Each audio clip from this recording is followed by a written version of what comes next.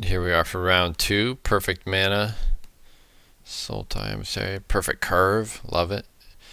Amnara Matoas. I chose to be on the play against him, so we're looking good. Tap land into Sultai Emissary. It's going to be our play. He's got Shambling Goblin. That's a weird one, but I'll trade. And he chooses to accept. I hit Evolving Wilds. And I get to play Sky Spawner. Another Shambling Goblin. Okay. So when I make this attack, I'm thinking he could have like a Gideon's approach. So I just attack with a flyer. Turns out he has Celestial Flare. So some sort of like black-white zombie control deck maybe.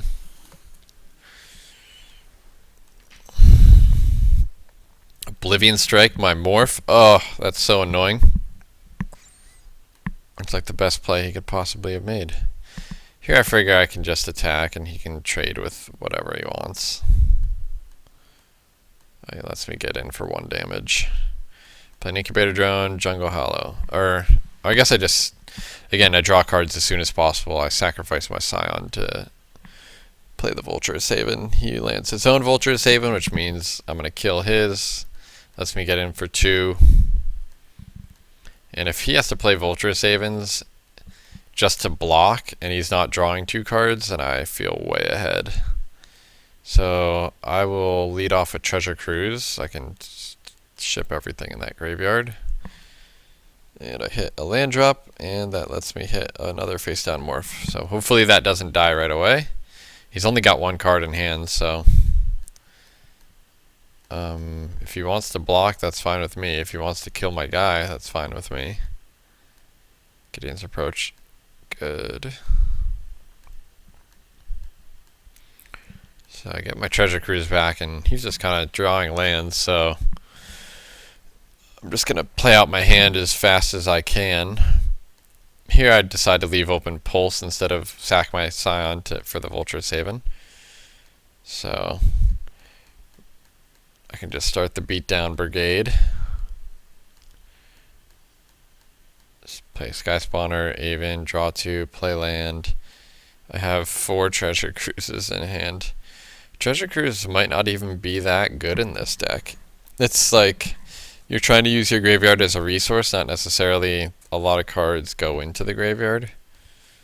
The cards are so good at keeping you ahead. But I'm already ahead, and I didn't need to cast. I guess I cast Treasure Cruise once. But I wouldn't fault someone for potentially cutting a Treasure Cruise. So go to sideboard against this black-white control deck. We probably put in some discard spells, some negates. We have perfect mana again. Turn 2 Elvish Visionary is great. He's got the Shambling Goblin, but we'll find our forest.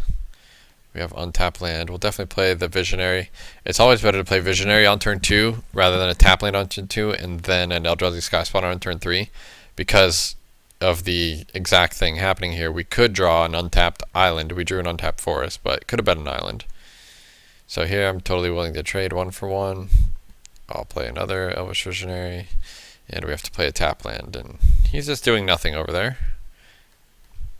Here I'm perfectly fine trading 2 for 1, because I already gained my 2 cards from them, and the Visionaries in my graveyard just draw me more cards. They're Pulse Marasa targets.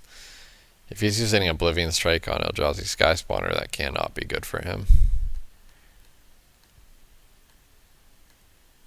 Like, all my threats just create more cards, so I get to hit all my land drops. Here I think I play Witness the End, since he has 3 cards in hand, so I'm guaranteed going to get 2, and they're probably low likelihood of being lands. And I get Oblivion Strike, Celestial Flare, so I get 2 good removal spells out of his hand, which lets me attack for 2, so pretty sweet play. Let's see if he kept a card. Yeah, he probably kept a Gurmag Angler, I'm guessing. So We actually have no way to deal with that because this negate is pretty bad. But we top deck Treasure Cruise, so we play that, hope to draw untap land. We don't. So I have to play a tap land. So now we can't even play our Monastery and Lore Master. I guess we discard a Lore Master because we want to hit these land drops every turn and we don't really need to. I guess. I don't know. I have negate open this turn. What is he playing? Another Gurmag Angler? Ooh, that's like the best draw he could have possibly had. Okay, Sky Spawner is going to give us a little bit of time. So we can Oblivion Strike, kill one of them, play our tap land, play a Sky Spawner, bash. I guess I don't play a Sky Spawner because I want to be able to Lore Master something next turn, and I figure he won't have a removal spell, so I just might as well get it in play. And I hit the pulse. Okay, so now that I hit the pulse, I'm fine. I can pulse, get back Lore Master, and then hold open negate. Here I make the play that just lets me flip and trade.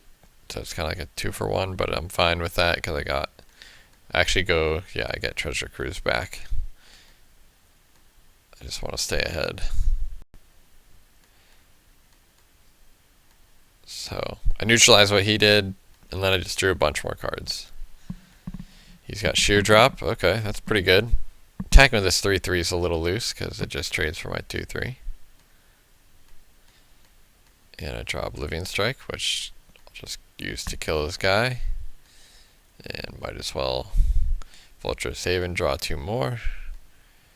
Keep playing our lands. This one I play untapped so that I can play a Pulse end of turn. Get back our Lore Master, and we've done it. We've found the loop, and he's got no cards in hand, so there's not much he can do at this point. He got the negate for his Read the Bones.